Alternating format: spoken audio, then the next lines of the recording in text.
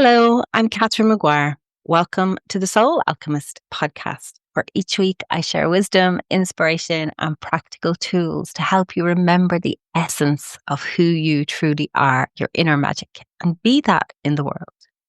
So thank you for choosing to hang out with me today, whether you're traveling to or from work, whether you're out on your walk, whether you're sitting down with a cup of tea, curled up in bed. It's so lovely to have you here. We have entered one of my favorite times of year. We are fully in autumn here in the Cilento in southern Italy. There is a fabulous carpet of yellow and brown and red and russet leaves outside on the ground. And it's just so beautiful.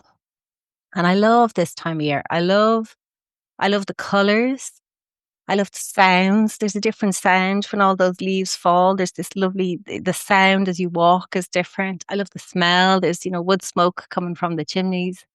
And I love that sense of spaciousness when the leaves drop their trees. It's like you can see things that were previously hidden. Like you can see cottages in the forest that you couldn't see.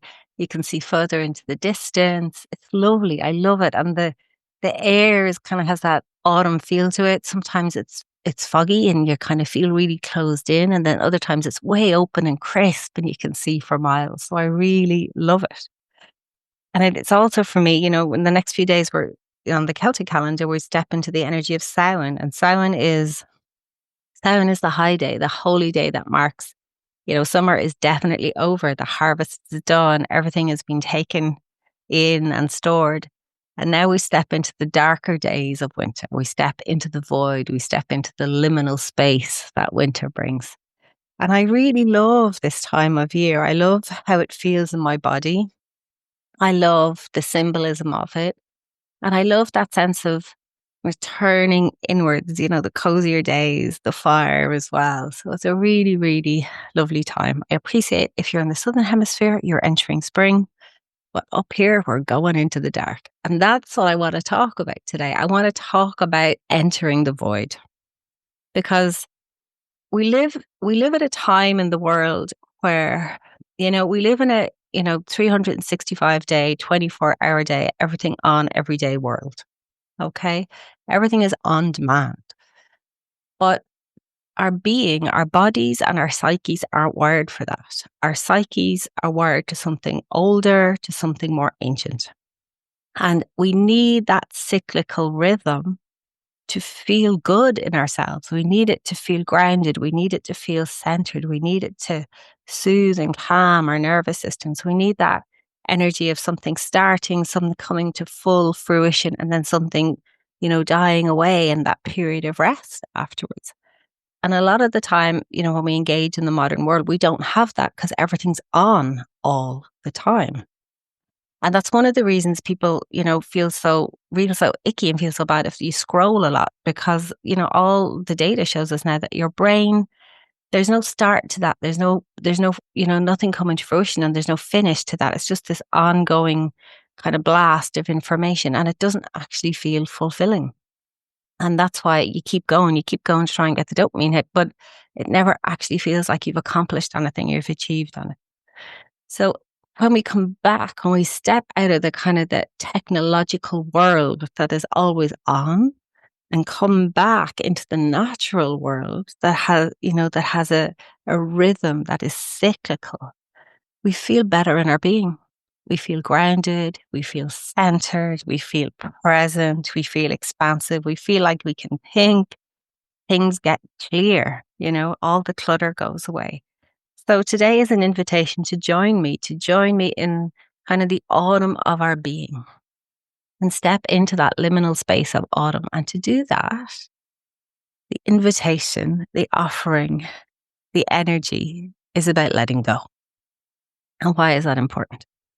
So letting go is part of our cyclical nature. The trees are currently letting go of their leaves. The plants are letting go of their leaves. I was in my vegetable garden a couple of days ago and it's quite bare, and I can see, things I haven't seen before. The weeds are dying back at the places where there was weeds. My fruit bushes are bare. But it gives you this lovely sense of perspective, but also everything that's dying back, all those leaves are going back into the ground and they will be the compost. They will be the nutrition for next year's growth. And it's the same with us. We need to let go to make space for that next season and cycle of growth. Okay. And my husband a while back was in this process where he knew he needed to let go and he was really struggling. And he was doing a meditation, and the meditation showed him he was holding on, suspended in midair, holding on to the branch of a tree. And he said to the tree, "How do I let go?" And the tree said to him, "Stop holding on." I know that sounds so simple, but how many of us, holding on to something that it's time to let go of? So I want to just explore that with you for a little bit today. I think if you can, I want you to make a fist and really, squeeze your fist tight and feel that feeling of your fist being tight, that you're holding to something in the palm of your hand, right? And notice what happens when you do that, when you hold on tight, right? You'll feel a strain. You'll feel a strain probably around your knuckles. And then you might feel a strain in the back of your hand or maybe even in your palm itself. And then if you keep holding, you notice that you start to feel like a tightness or a rigidity come into your wrist and it starts to get a little bit uncomfortable. And then you might even feel that tension starts to stretch all the way from your hand, all the way up to your elbow. All right. And feel that tightness and tension. And then maybe if you keep holding on, you'll feel that tension start to travel now into your shoulder, maybe into your neck, eventually up into your head or down into your back. It's not a comfortable feeling when you keep holding on like that. And then I want you to let go. Open, soften your hand, soften your palm, make space. I notice that tension instantly leaves your body. Okay? And when we open, we create space. There's space in the palm of your hand for something new. So when we create space, when we stop holding on, we create space for something new. But we have to let go first. So I want you to think, what might you be holding on to this morning or today or tonight, depending on what time of the day you're listening to me at? Might you be holding on to an outgrown expectation of something? Might you be holding on to an old version of yourself who you like or who you're very comfortable with, what you've outgrown? Might you be holding on to an unrealistic goal, a goal you set yourself some time ago, but it's not who you are now, or things have changed and it's just not realistic for where you are in your life? Or it's not even what you want in your life now, but you said it, so you're kind of stubbornly clinging to it. Might be there's some people that you are holding on to still, people that it's time to let go of in your life. Is there a belief that you're holding on to about yourself, about someone else, about the world, that's taken up a lot of real estate in your mind and your being? Maybe you're holding on to an emotion. Maybe you're holding on to grief or sadness, anger, loneliness, resentment. Maybe you're holding on to a job that really does not serve you. Maybe you're holding on to a location, somewhere where you are, but you've outgrown, it's time to move on. Or maybe you're holding on to stuff. Maybe there's a lot of stuff in your home, and then all that stuff has energy. And some of the greatest magical, miraculous transformations I have seen over the years is when people really have a clear out and let go of stuff, because it releases a huge amount of energy and creates space for something new. So I want you to have a think about, what is it you're holding on to? And I want you to imagine it really tighten that fist of yours and ask yourself, are you willing to let it go? Are you willing to stop holding on? And the answer might be no. And that's okay, but make it conscious. Make it conscious that I'm choosing to keep holding on to this. My friend Michelle has 2 gorgeous daughters, and when they were small, if they wanted a new toy or new clothes, she would say to them, sure, but first you have to let go of something you already have. Make space for the new thing. And I'd be in her house, sometimes when this would happen, and the kids would run down to their bedroom and they'd start maybe going through their toy box, and they'd come back up with toys that they'd forgotten they had. And then once they started to play with them again, they realized they didn't really want to let them go. They just had forgotten that they had them. So the desire for the new thing went away. Or I was there one time when our youngest Rowan wanted a new sweater, and she said, "Well, go down and sort out through your wardrobe and see what you want to let go of." And Rowan came back up with this little sweater she'd found. It was too small for her, and but she loved it, and she forgot and she'd had it, and she put it on, and it was so tight. It was just so tight. Which was like, no, I don't want a new one. I want this one. And her mum's like, "Are you sure? It's very small." And she's like, "Yeah, no, I want this one." And she wore it to school the next day, even though it was too tight for her and too small. And her mum let her. Her mum let her because it made it conscious. It made it conscious that love she had for this sweater. And then 2 months in the future, she told me like she was really finally ready to let it go. Okay. So that's what I'm asking you. Make it conscious. Whatever that thing is that, you're still holding on to, make it conscious. Do I really want to keep it? And if so, yes. If so, yeah, keep it. But do it consciously. Or am I willing to let it go? Am I willing to open my palm? Am I willing to stop holding on and let it go? And sometimes the resistance to doing that is because we don't want to step into the void. We don't want to step into the liminal space. We're really afraid. If I let go of this relationship, I will be on my own. I'm afraid of that. If I let go of this relationship, I don't know what that will look like or how I will manage. I'm too afraid. I'll keep holding on. If I let go of this job, I don't know that I will find another one. So I'll stay here, even though I know it's just sucking the joy and the energy out of my day and out of my life. All right. If I let go of the guilt, I don't know how I will be without it, or the sadness, or the grief. If I let go of this belief, well, what will I have in its place?